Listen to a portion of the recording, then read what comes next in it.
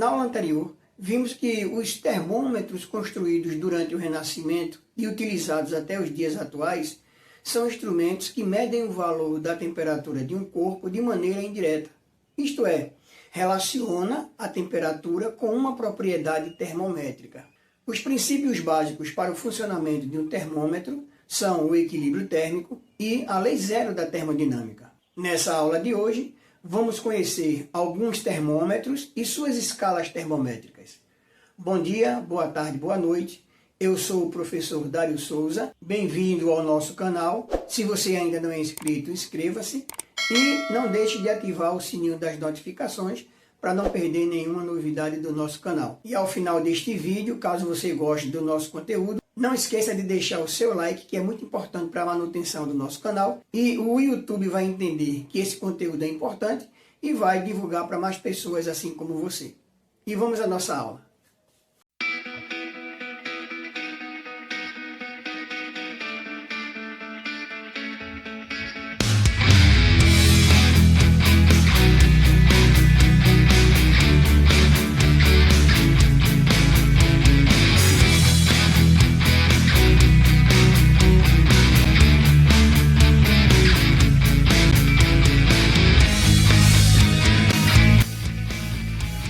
A evolução dos termômetros e das escalas termométricas acontece desde o século XVI.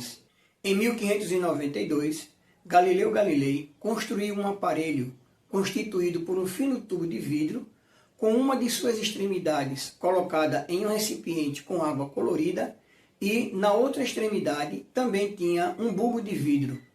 Esse aparelho ele não media a temperatura, pois só fazia a comparação entre dois corpos, mais quente e menos quente, ou seja, a sensação térmica através da dilatação ou contração do ar que tinha dentro do bulbo. Fato esse que não pode ser considerado como um termômetro, apesar de ter sido usado pelos médicos da época.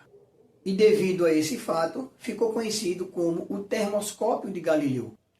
Só no século XVII, surgiram os primeiros termômetros de líquido construídos pelo médico francês Jean Rey, semelhante aos termômetros atuais. Ele fazia a medição da temperatura através da dilatação ou contração da água contida em um reservatório. Anos depois, o duque de Toscana, Fernando II, que se interessava muito por ciência, quis medir temperaturas que fossem abaixo do ponto de solidificação da água. Esse termômetro era parecido com o de Rey, só que, ao invés de água, ele utilizou álcool, pelo fato de que o ponto de congelamento do álcool é muito mais baixo que o da água. Por ser o álcool volátil, ele o colocou dentro de um tubo de vidro hermeticamente fechado para evitar sua evaporação. E assim, o Duque de Toscana criou um termômetro que se assemelha realmente ao que utilizamos nos dias de hoje.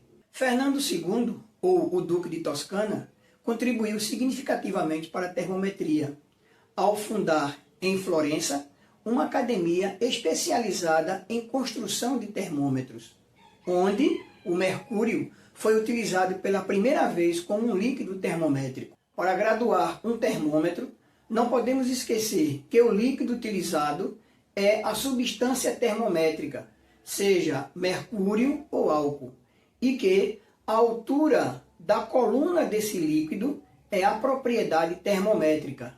Na graduação, é necessário que fixemos dois valores de temperatura e, em seguida, estabeleçamos uma relação com a altura alcançada pela coluna do líquido.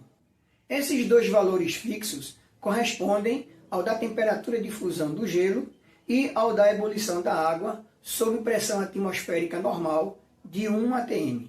Os procedimentos que vamos fazer a seguir foram ajustados de maneira arbitrária, porém aceitos universalmente. Mergulhamos o termômetro em um recipiente contendo gelo fundente em equilíbrio térmico com água, aguardamos alguns minutos até que se estabeleça o equilíbrio térmico entre o termômetro e a água com gelo. A coluna do líquido se contrai e estaciona em uma determinada posição de altura Hg. Marcamos com um traço sob a haste de vidro do termômetro exatamente no topo dessa coluna de líquido, determinando assim o primeiro ponto fixo, PG, ou seja, ponto de gelo. Em seguida, o termômetro é mergulhado em água fervendo, ou seja, em ebulição. Outra vez, aguardamos alguns minutos até que se estabeleça o equilíbrio térmico entre o termômetro e a água em ebulição. A coluna de líquido se expande e estaciona em uma determinada segunda posição de altura HV. Mais uma vez, fazemos um traço sob a haste de vidro do termômetro exatamente no topo dessa coluna de líquido, determinando assim o segundo ponto fixo, que é o ponto de vapor, PV. As escalas relativas usuais recebem essa denominação pelo fato de que foram atribuídos valores arbitrários para os pontos fixos e não valores absolutos de temperatura. Sendo assim, podemos construir quantas escalas termométricas nós quisermos. No entanto, só duas prevaleceram, a escala Celsius e a escala Fahrenheit. Outras não tiveram tanto sucesso, como a escala de Rankine e a escala de Rémy, com o intuito de facilitar a leitura das medidas das temperaturas dos primeiros termômetros. Os especialistas estabeleceram escalas que possibilitassem essa leitura. Então, cada país adotava uma escala de modo arbitrário, de modo que fosse fácil utilizá-la e que atendesse suas necessidades. Se você gostou do conteúdo dessa aula, não esqueça de deixar o seu joinha, que é muito importante para a manutenção do nosso canal. Também não esqueça de compartilhar com seus amigos nas redes sociais e faça seus comentários aqui embaixo, caso você tenha alguma dúvida. Se ainda você não é inscrito, aproveite agora e inscreva-se para não perder nenhuma novidade do nosso canal. Ficamos por aqui, até a próxima e um grande abraço.